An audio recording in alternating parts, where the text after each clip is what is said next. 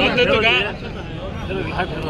గౌరవ వైఎస్ఆర్సీపీ నాయకులు ప్రజలు స్వచ్ఛందంగా పార్టీలకు అతీతంగా తరలి వచ్చి వాళ్ళ నిరసన తెలియజేశారు.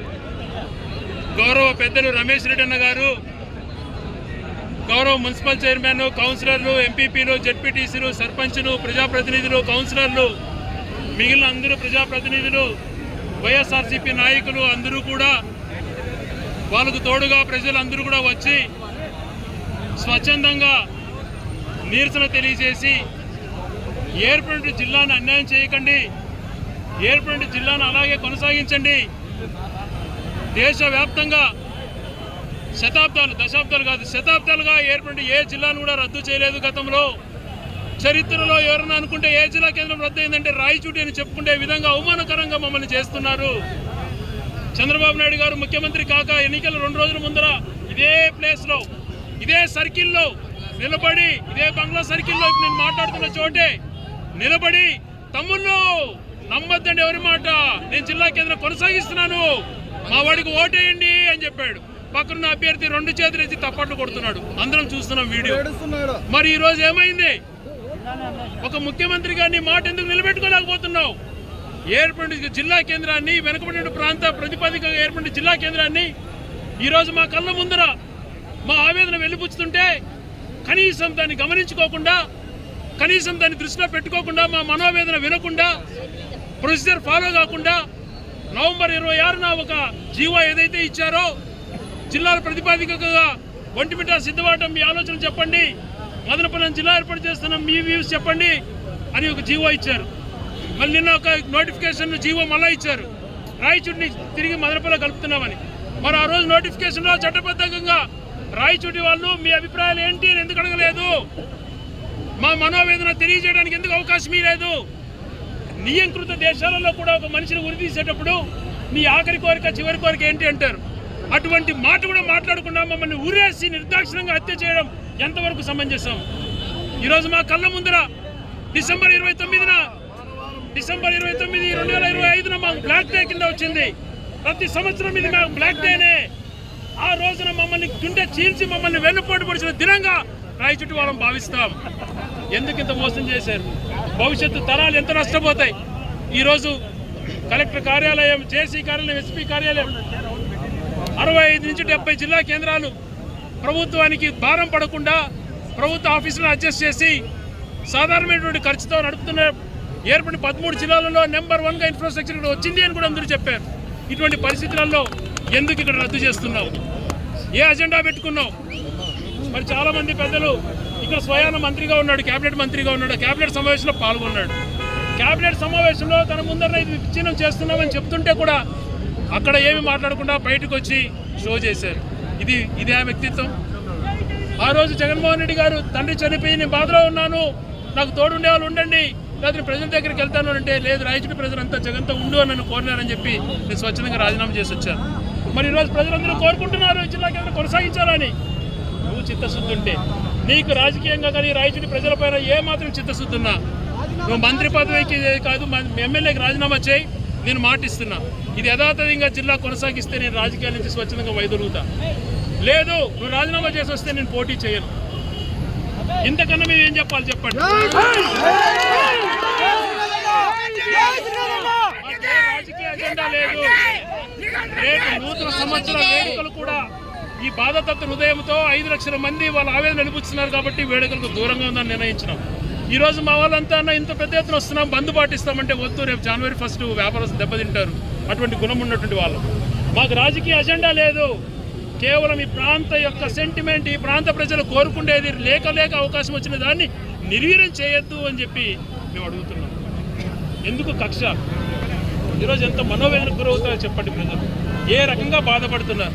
అందరూ రోడ్డుపైకి రాలేకపోయిండొచ్చు, కానీ లోపల ఎంత మనోవేదన చెందుతున్నారు. తగిన సమయంలో గుణపాఠం చెప్తారు.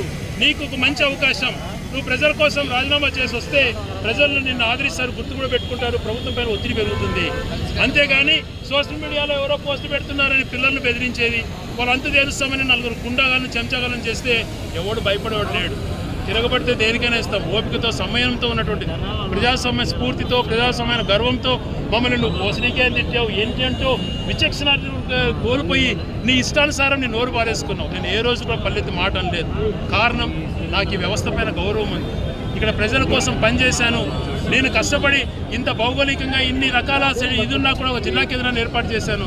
ఏర్పాటు చేసిన దాన్ని నువ్వు కాపాడుకోలేక అవి నిశ్చయం చేసి విమర్శిస్తున్నావు. కనీసం నన్ను విమర్శించినా పర్వాలేదు, నువ్వు ఈ జిల్లాలను కాపాడుకుంటావు అనుకున్నావు.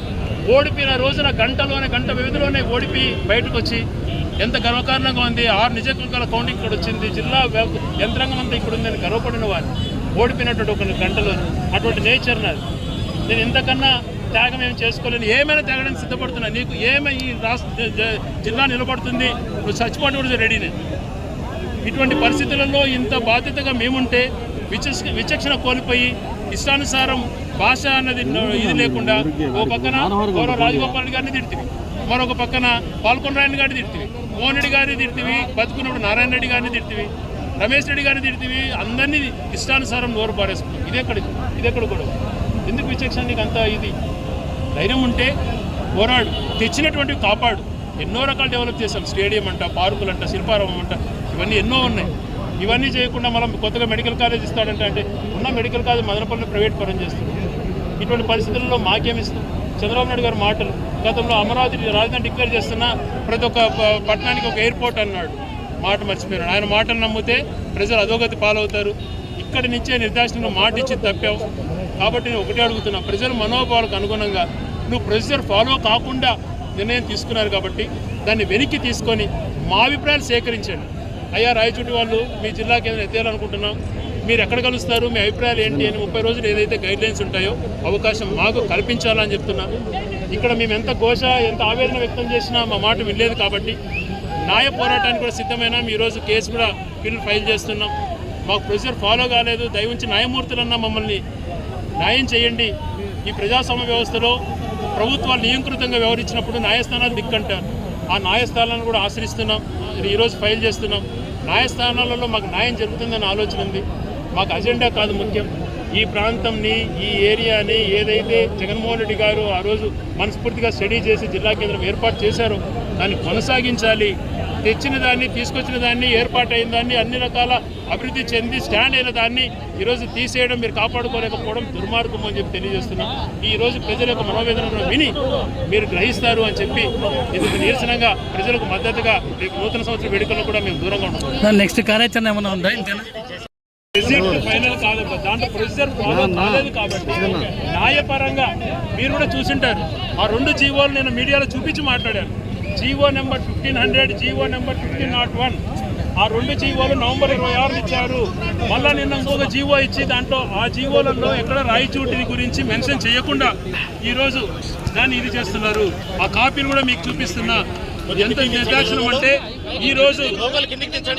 ఈరోజు ఆ రోజు 22న ఏప్రిల్ 4న జిల్లాలు ఏవేవి ఏర్పడ్డాయో అని గౌరవ సాయిప్రసాద్ గారు ఆయన చీఫ్ సెక్రటరీగా ఉండి అప్పుడు ఇచ్చినటువంటి ఆర్డర్. మరి ఈరోజు అదే దుర్మార్గంగా ఈ జిల్లా ఉండదు, ఈ జిల్లాను తీసేస్తున్నామని చెప్పి మాకు ఎటువంటి టైం ఇవ్వకుండా తీసేస్తున్నామని చెప్పి అదే సాయిప్రసాద్ గారు మళ్ళీ ఆయనే జీవో ఇస్తాడు. అంటే ఇది ఇస్తానే ఫైనల్ అయినట్టు కాదు, ప్రభుత్వ నిర్ణయం ఉంటుంది. ఎందుకనంటే అన్నమయ్య రాయచూడి హెడ్ క్వార్టర్స్గా ప్రెసిడెన్షియల్ ఆర్డర్ వచ్చింది కాబట్టి అన్ని చట్టబద్ధతలు ఉన్నాయి. కోర్టులు ఏర్పాటు చేసుకునే సమయాలలో ఇప్పుడు నిలదీస్తున్నారు. న్యాయస్థానం ప్రజాస్వామ్యంలో పోరాడతాం. ప్రజలు మా విన్నపాన్ని వినిపిస్తాం. ఈ ప్రభుత్వం నియంత్రితంగా వ్యవహరిస్తే మాకు దారి న్యాయస్థానంలో న్యాయం జరుగుతుందని భావిస్తున్నాం. సోదరులు కార్యాచరణ ఏంటి అన్నారు. మేము జేఏసీ సభ్యులు అందరితో కూడా మాట్లాడినాం. ఎవరెవరు భావాలను వ్యక్తపరుస్తున్నారు, ఏ రకంగా ఈ నిజామాబాద్ జిల్లా హెడ్ క్వార్టర్స్ గురించి మేము తీసుకొచ్చాం. ఆ రోజు నిలబెట్టాం, ఈరోజు పోగొట్టారు. మీరు ముందుకు వచ్చినా మీ వెనక నడుస్తాం. లేదు మీరు ఎవరు ఏ కార్యాచరణ ఫిక్స్ చేసినా మేము వాళ్ళ వెనక నడుస్తూ శాశ్వతంగా దీనికోసం పోరాడుతూనే ఉంటామని చెప్పి తెలియజేస్తాం.